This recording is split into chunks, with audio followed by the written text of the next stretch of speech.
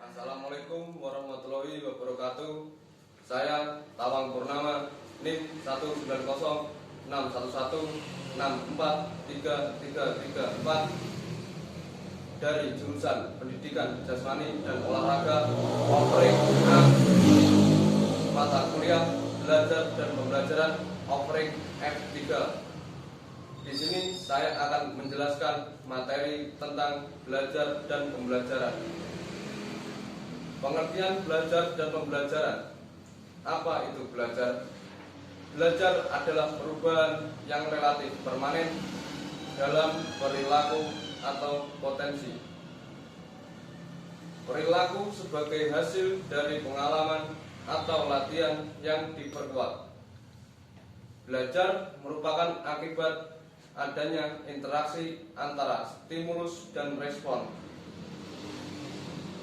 Seseorang dianggap telah belajar sesuatu jika dia dapat menunjukkan perubahan perilakunya. Menurut teori ini, dalam belajar yang penting adalah input yang berupa stimulus dan output yang berupa respon. Stimulus adalah apa saja yang diberikan guru kepada siswa.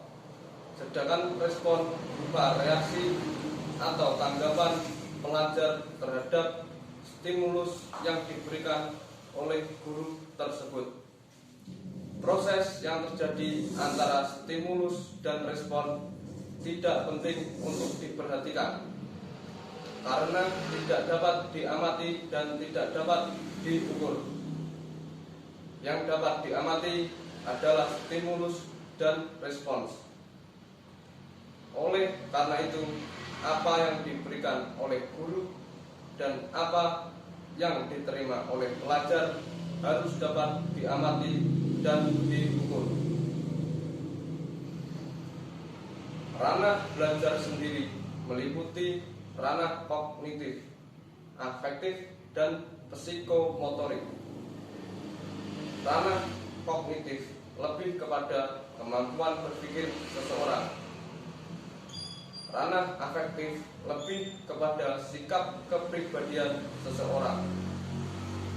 Sedangkan ranah psikomotorik lebih kepada keterampilan gerak seseorang. Apa itu pembelajaran? Pembelajaran adalah proses interaksi peserta didik dengan pendidik dan sumber belajar pada suatu lingkungan belajar. Pembelajaran merupakan bantuan yang diberikan pendidik agar dapat terjadi proses perolehan ilmu dan pengetahuan, penguasaan kemahiran dan tabiat, serta pembentukan sikap dan kepercayaan pada peserta didik. Dengan kata lain, pembelajaran adalah proses untuk membantu peserta didik agar dapat belajar dengan baik. Teori pembelajaran.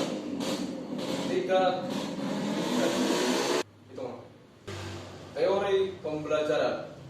3 teori telah ditawarkan untuk menjelaskan proses di mana seseorang memperoleh pola perilaku, yaitu teori pengkondisian klasik, pengkondisian operan, dan pembelajaran sosial.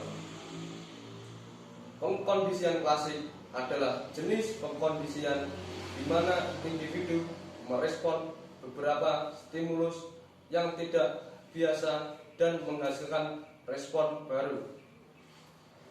Teori ini tumbuh berdasarkan eksperimen untuk mengajari anjing mengeluarkan air liur sebagai respons terhadap bel yang berdering. Dilakukan pada awal tahun 1900-an oleh seorang ahli fisiolog Rusia bernama Ivan Pavlov.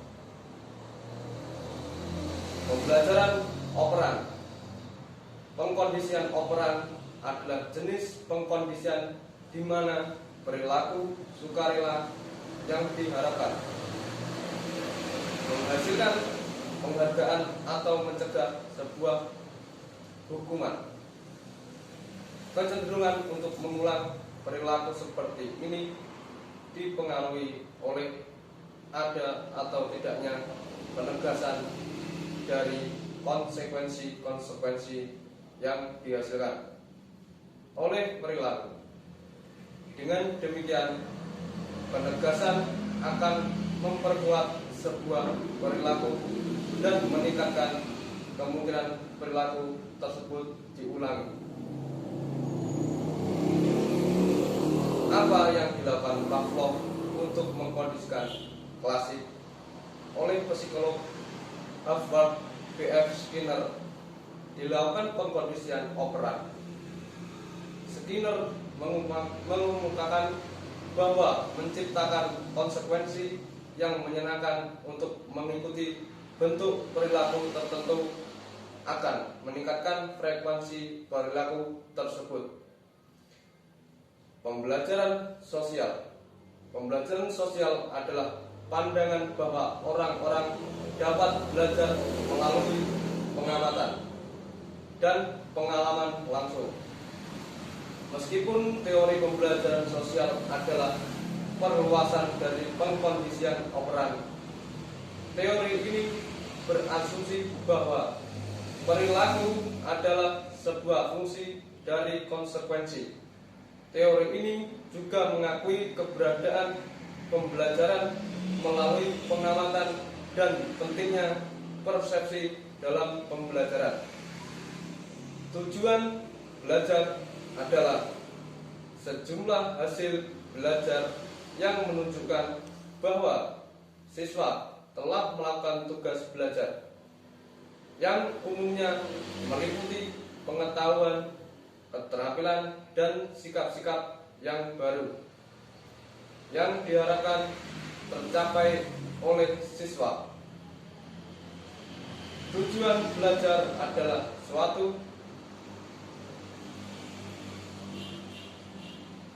deskripsi mengenai tingkah laku yang diharapkan tercapai oleh siswa setelah berlangsungnya proses belajar.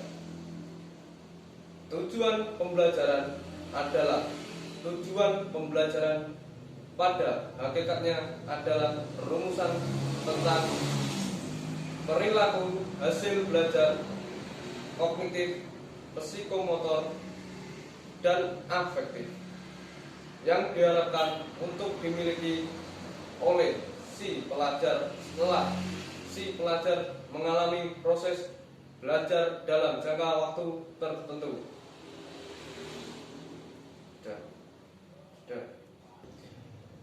Adapun tujuan belajar menurut Benjamin Bloom yaitu 1. Ranah kognitif berkenaan dengan hasil belajar intelektual yang terdiri dari 6 aspek yang meliputi pengetahuan, pemahaman, aplikasi, analisis, sintesis, dan evaluasi. 2.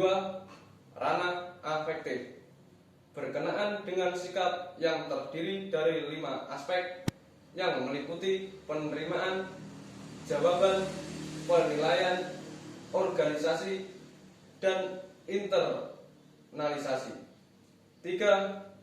Ranah psikomotorik berkenaan dengan hasil belajar yang berupa keterampilan dan kemampuan bertindak meliputi 6 aspek, yaitu gerakan refleks, keterampilan gerak dasar, kemampuan konseptual, ketepatan, keterampilan kompleks, dan gerakan ekspresif dan interpretatif.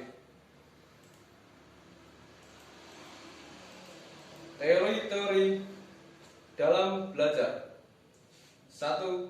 Teori konstruktivisme. Teori belajar ini memiliki arti belajar dengan konteks yang sangat luas, teori belajar ini tidak hanya berperilaku antara guru dengan murid saja. Dalam kehidupan bermasyarakat dan hidup berkeluarga.